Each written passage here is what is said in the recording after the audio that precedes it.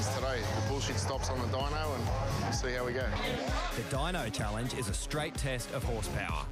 All the cars run simultaneously, so there can be no questions over the parity and fairness of the challenge. We got Mike from Mikes Dynos to put all the cars on the same set of rollers so the readings are always consistent. The challenge was held at Springnat and it was a very hot day, so intake temperatures were extremely high.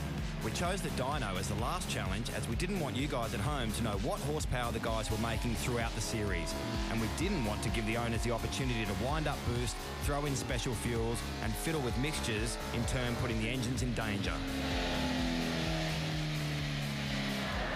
Yeah, it seemed good. Yeah, not what I expected, so it's good. Well, when I came to the show, everyone asked me what sort of power do you think it's going to make, and well, every dyno is different. So on one dyno, it could read less, and another dyno might read more. I don't know what this dyno is going to do. If they're giving you the tools, don't bitch about it afterwards. Don't do a dummy spin. I did put a different crank angle sensor in, but I set the timing up to be the same. Hopefully it hasn't affected anything. In theory, it shouldn't. But if it goes the way it did when I was in Sydney, low 400s. Yeah, feel free to rev it all pretty much to 8.3. Now Andrew was expecting in the mid 400s, but considering the temperature, that may be a little bit optimistic. I'm going to take 393 for that one. Still making power and it's falling over. Now here's Jeremy, and we are expecting some big numbers out of the VL. There's no cows in that, there's only horsepower in there. Horsepower, you don't talk in kilowatts or kilopascals? No, that's only jet stuff. My car is suited for this. It's basically standard with 355 crank. It's a very reliable motor. If I get 380 horsepower, I'll be wrapped. My competition is, I say, is probably Dimitri with the GT. It's got a lot of power, but at the end of the day, it's a Ford, so we'll see what happens. Dimitri, number 1. Okay. Well, it's tied down nice and tight, so it looks like they're ready to go. And Mike grabs first, through to second, through to third, and into fourth for the dyno figure. Climbing through the revs. 6,000, about 6,500 revs there. And it looks like he's topped the 400 mark. Yeah, we're hitting the limiter a bit.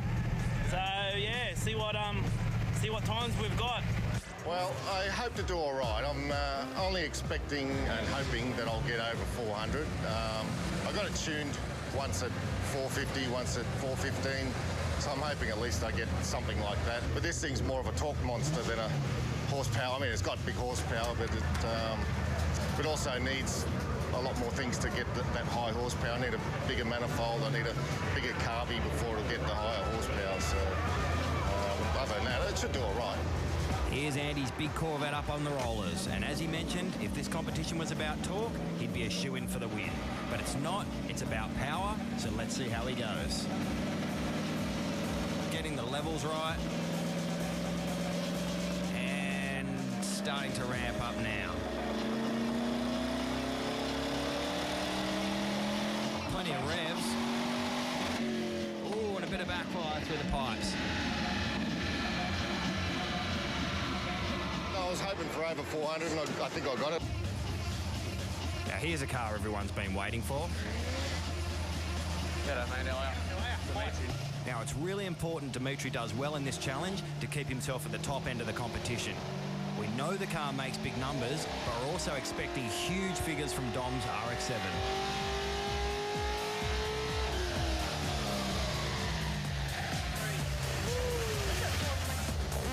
We brought the car here in pure street trim. I came with one set of tyres, filled the car up at the servos.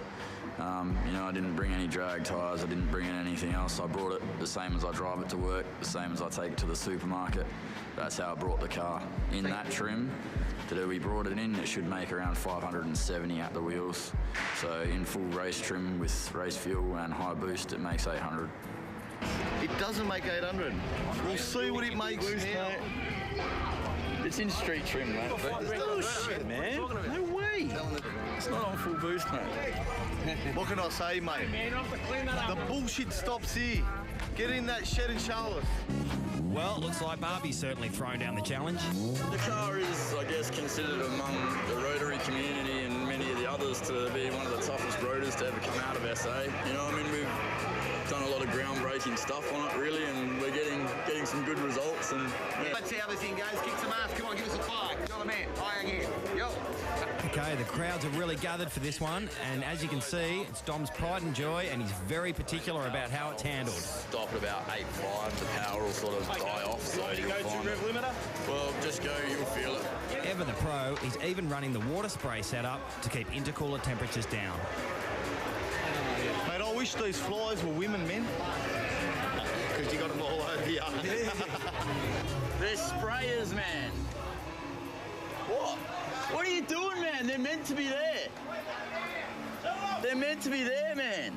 Don't turn my car off like that, man, because it probably won't start again. Nah, you fucked it, man.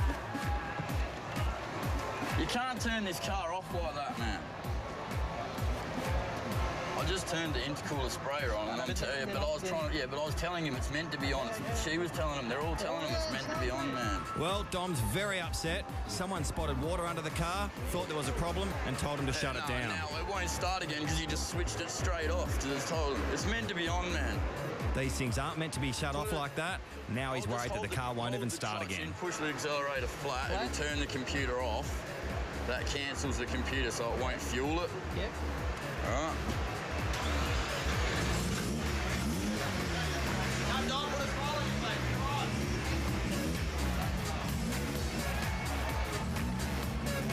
The car's not made to run on hot temperatures, man. That's why I've got the sprayers. You all right at the back?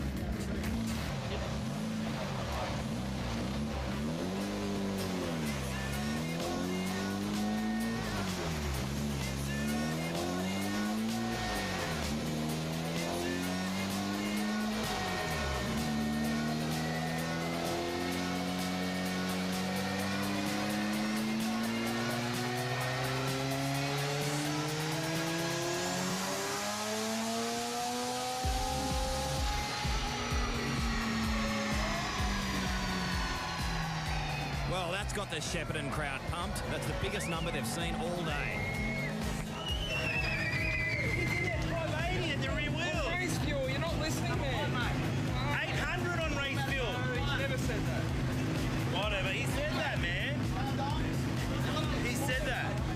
You look disappointed, mate. I mean, you weren't punching the numbers, but you're still number one. That's got to put a smile on your face. Yeah, it's always good to be number one, but, you know, I guess I'm probably my biggest critic. And You're not wrong, gee, you're hard on yourself. But, like, how hot is it here in Shepparton? it's very hot, man. That wouldn't have helped with the heat here, because I'll tell you what, you know, it's really red hot. She's not built to run in this sort of heat. If it's too hot for me outside, mate, I don't take the car out. Yeah, sorry, man.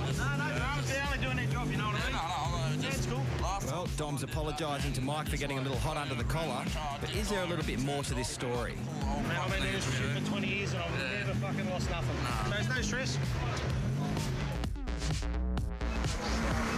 Hey, I called out water so they can shut. Yeah, I know you did, fucking idiot. I told him to about 8,000. I don't want to push it. It's still a new car. You know, you can't make a baby run within the first year, you know. 200 to 300 for now, that's enough. I don't want more than that. More than that might cost me an engine, so I don't want to risk it. If that blows up, I've got to sell one of my houses to get it repaired. So why be you know? I didn't talk it up. I'll be happy to make 200 horsepower. But at the end of the day, I can turn it on every morning and drive it. Where'd it go? Mechanic told me don't go over 250. Well, Mohammed's obviously playing it safe in this challenge. It's a new engine, it's only running low boost, and it'll be very, very expensive to replace should he blow it up.